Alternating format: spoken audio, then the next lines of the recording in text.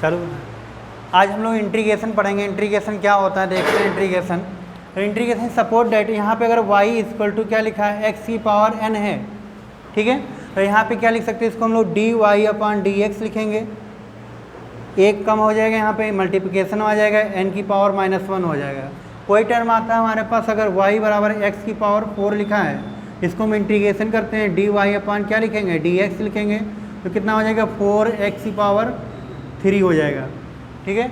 अगर कोई क्वेश्चन हम दूसरा लिखते हैं, अगर y बराबर x की पावर 6 है, तो dy/dx कितना हो जाएगा, यहाँ पे 6x की पावर 5 हो जाएगा। ये इंटीग्रेशन प्रोसेस होता है। इंटीग्रेशन हम लोग क्या करते हैं, जो पावर होती है उसमें मल्टीप्लाई कर देते हैं और ये कम कर देते हैं। भी नहीं समझ में आई बात। जैसे कोई इक्वेशन सपोज ले लिखी, x बराबर इक्वल लिखा है t की पावर 5 लिखा है, तो हम लोग क्या लिखते हैं, dx/dt लिखते हैं। तो कितना हो जाएगा, यहाँ पे 5t की पावर 4 हो जाएगा। अगर यहाँ पे कोई टर्म कांस्टेंट लिखा होता है, x इक्वल टू t लिखा है, अगर इसको डिफ्रेंशिएट करते हैं dx/dt होता है, पावर कितनी है 1 है, तो 1 की पावर 1 जाएगी तो कितना बचेगा 1। तो हमें ये समझ में आया, जिसका टर्म 1 होता है, कांस्टेंट टर्म होता है, उसकी वैल्यू क्या होती है, 1 होती है। ये सपोर्ट डेट, यहाँ पे x इक्वल टू कितना लिखा होता है, 4 लिखा होता है। अगर इसका इंटीग्रेशन करते हैं तो कितना आता है हमारे पास, dx/dt कर देते हैं, जिसके रिस्पेक्ट में करते हैं वो हमारा 0 हो गया, जिसके साथ कोई टर्म नहीं होता है। अब देखो ये चीज़ देखना है, यहाँ पे t है तो नीचे भी t है, यहाँ पे भी t, यहाँ पे x, तो नीचे क्या आ रहा है, x आ रहा है।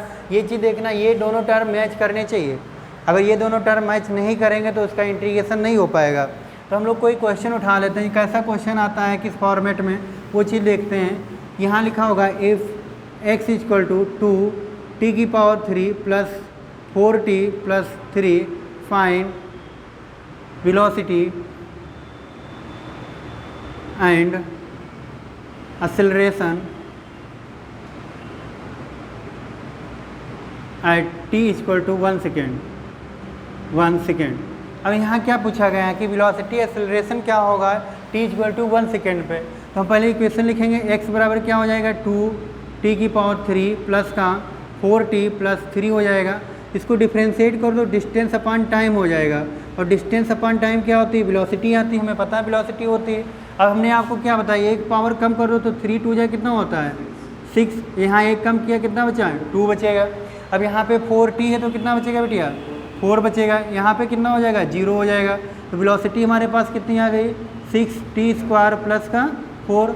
अब कह रहा है कि t बराबर 1 सेकेंड पे वेलोसिटी निकालनी है, तो t इक्वल टू 1 रख देना हमें यहाँ पे। जहाँ पे 6t है वहाँ पर 1 रख दो। 1 प्लस 4 कितनी आ गई, 10 मीटर पर सेकेंड हमारे पास क्या आ गई, वेलोसिटी आ गई। अब एक्सेलरेशन निकालना, इसी तरीके से एक्सेलरेशन निकाल सकते हैं हम लोग। एक्सेलरेशन क्या करेंगे हम लोग, a बराबर क्या लिखते हैं, dv/dt करते हैं। और वेलोसिटी की इक्वेशन हमारे पास कितनी थी, यहाँ पे लिख देते हैं, v बराबर कितना था 6t² प्लस 4। तो एक्सेलरेशन कितना हो जाएगा, यहाँ पे 6 2 जा कितना हो जाएगा 12 हो जाएगा। यहाँ पे क्या लिख सकते हैं 12t। अब यहाँ पे 4 है तो 4 कितना हो जाएगा टर्म, 0 हो जाएगा। अब यहाँ पे 4 0 हो जाएगा तो उसका कोई रोल ही नहीं रहेगा। समय कितना दिया हमारे पास, t बराबर 1 दिया है तो यहाँ पे 1 रखेंगे। ये बराबर इक्वल कितना आ गया, 12 मीटर पर सेकेंड स्क्वायर, आंसर आ गया। तो हमारे पास इंटीग्रेशन क्या करते हैं हम लोग, फिर से एक बार देख लेते हैं इंटीग्रेशन कैसे करते हैं। इंटीग्रेशन करने के लिए हमने क्या बताया आपको, x की पावर n अगर है तो एक मल्टीप्लाई हो जाता है। यहाँ पे अगर 4 है तो क्या मल्टीप्लाई करके एक कम कर देते हैं उसमें। यहाँ पे देखो 6 लिखा है, यहाँ पे कितना हो गया 6 है, एक कब 5 हो गया। अगर कोई टर्म 5 है, t है, उसके सफिक्स में कर देते हैं। हमने कांस्टेंट टर्म आता है t, तो t का कितना रहता है 1 रहता है, क्योंकि वो 1 में से 1 जाएगी, 0 पावर 1 होता है। जब कांस्टेंट टर्म होता है उसका 0 होता है। जैसे क्वेश्चन लिखा था, if equal to x 2t की power 3 4t plus 3 find the velocity and acceleration t equal to 1 second. हमने इसको डिफ्रेंशिएट किया तो dx/dt हो गया, 3 2 जा कितना हो गया 6t की पावर 2, 4t जा 4 बचेगा, कांस्टेंट टर्म 0 हो गया। वेलोसिटी कितनी आ गई 6t² प्लस 4 आ गया। यहाँ पे कितना हो गया 6 1 जा 6, 6 प्लस 1 10 हो गया, 10 मीटर पर सेकेंड।